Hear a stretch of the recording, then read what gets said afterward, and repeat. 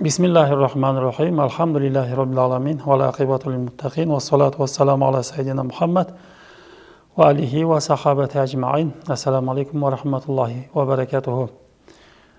Peygamberimiz sallallahu aleyhi ve sellem hadisinde "Bu'istu li utammima makarimal ahlak" deydi. Men бүкіл өзге жақсы мінездерді шыңына жеткізу үшін пайғамбар болып жіберілдім дейді. Пайғамбарымыз саллаллаху алейхи вассаламнан алдында қанша мыңдаған пайғамбарлар өткен, барлықтары Аллах Тағаланың дінін алып келген, қоғамда қандай бұзғындықтар, қандай дерттер болса, солардың барлығын жоюға, адамдарды тура жолға шақыруға келген. Сол пайғамбарлардың ең ақырғысы біздің пайғамбарымыз Мұхаммад саллаллаху алейхи вассалам. Барша дүниеде қандай ізгі көркем мінездер болатын болса, соны шыңына жеткізу үшін, соны толықтыру үшін келдім дейді. Осы көркем мінездердің бірі болып жатады кішінің үлкенді сыйлауы, құрмет көрсетуі. Пайғамбарымыз саллаллаху алейхи вассалам хадисінде айтады: "Лейса минна ман лам ярхам сағирана ва яриф шарафа кабирана" дейді. Бізден емес, кім біздің кішілерімізге мейірімділік көрсетпесе және үлкендерімізді сыйламаса, ол бізден емес дейді. Және басқа хадисте пайғамбарымыз саллаллаху алейхи вассалам айтады, Абу Муса разиаллаху анхудан риуаят етілген хадисте пайғамбарымыз саллаллаху алейхи вассалам айтады: "Инна мин ижлалиллахи таала икрама зи шайбати ал муслими". Аллах Тааланы ұлылаған болып, Аллах Тааланы сыйлаған болып табылады кімде-кім егде жастағы мұсылманды құрмет қылатын болса, және Құранды жаттаған адамды, Құранды көтерген хафиздерді құрмет қылатын болса, шектен шығып кетпеген, Құранды тастап қоймаған қариларды, және де әділ басшыны кімде-кім құрмет қылатын болса, сыйлайтын болса, ол Аллах Тааланы ұлылаған болып есептеледі деп пайғамбарымыз саллаллаху алейхи вассалам хадисте айтып жатыр бізге.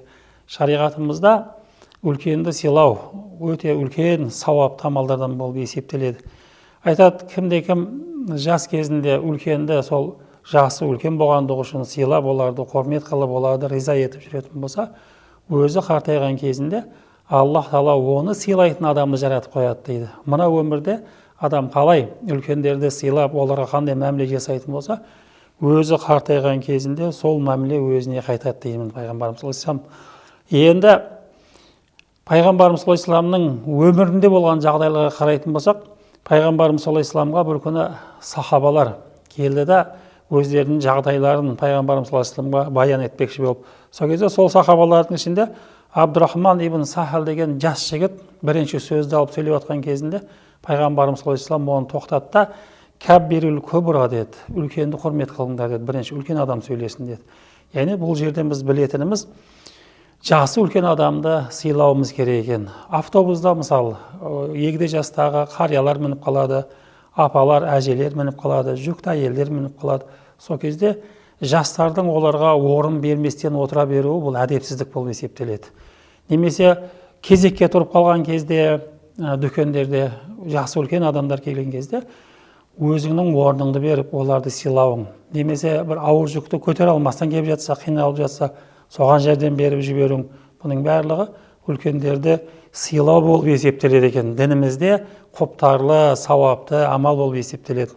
Мына Абдуллах ибн Омардың басынан өткен жағдайды хадистерде келтіріледі.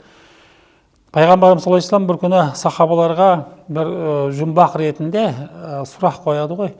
Осы біздің өлкеде өсетін бір ағаш бар, оның кейпі тура мұсылман кейпіне ұқсайды. Тұрған біткені адамдарға тек пайда келтіреді. Ол қандай ағаш деген кезінде сахабалардың барлығы ағаштардың аттарын атап басқа ағаштардың атын атап атқан кезінде бұл Абдуллах ибн Омар жас бала болады. Айтады, менің ойыма келді дейді, бұл хурма ағаш екендігін. Бірақ мына үлкен, жасы үлкен адамдарды, сахабаларды құрмет қылғандығым үшін мен үндеместен отырдым дейді. Барлығы ақыры ол пайғамбарымыз саллаллаху алейхи вассалам ол ағаш таппадыңдар ма деп өзі айтып береді. Хурма ағашы, бұл тұрған біткені бұның пайдалы деп. Мұсылман адамда тұрған біткені адамдарға пайдалы болу керек екендігін айтады. Бұл жерде міне осы Абдуллах ибн Омардың мінезінен байқайтын болсақ, бұл кісіде сол үлкенді сыйлау деген қасиет болғандығы үлкендерден бұл сұрақтың жауабын, дұрыс жауабын білсе де айтпастан тұруы сол үлкен сахабаларды сыйлағандығынан болып тұрады да. Міне сол үшін де және үлкен адамды құрмет қылудың ең бір жоғарғы сатысында тұратындарының бірі ол ата-ананы құрмет қылу. Сенің дүниеге келуіңе себеп болған ата-анаңды сыйлауың, оларды ренжітпеуің, олардың көңіліне әрдайым қуаныш сыйлап, солардың дұғасын алуың. Себебі мына дүниеде қайтар дүние дейді ғой, кімде-кім барлық адам күнә жасауы мүмкін, бірақ Аллах Тағала кейбір күнәлардың жазасын арғы дүниеге қалдырып қоюы мүмкін. Мына дүниеде оның жазасын көрмеуі мүмкін, бірақ екі түрлі күнә бар дейді пайғамбарымыз саллаллаху алейхи вассалам. Осы дүниеден өтпестен тұрып сол істеген күнәңнің жазасын алмай кетпейсің дейді. Ол не десе, ата-анаңа көрсеткеніңді мына өмірде көрместен өтпейсің дейді. Одан кейін барып зұлым жасау, біреуге адам өктемдік қылып, күштілік қылып, әлсіздерге зұлым жасайтын болса, сол жасаған зұлымын осы дүниеде өзі көрместен мына дүниеден өтпейді екен да. Сол үшін де үлкенді сыйлау деген нәрсе біздің шариғатымызда өте сауапты іс. Аллах Тағала баршамыздың ақырымызды хайырлы етсін. Ахиру давана анил хамдулиллахи роббил аламин.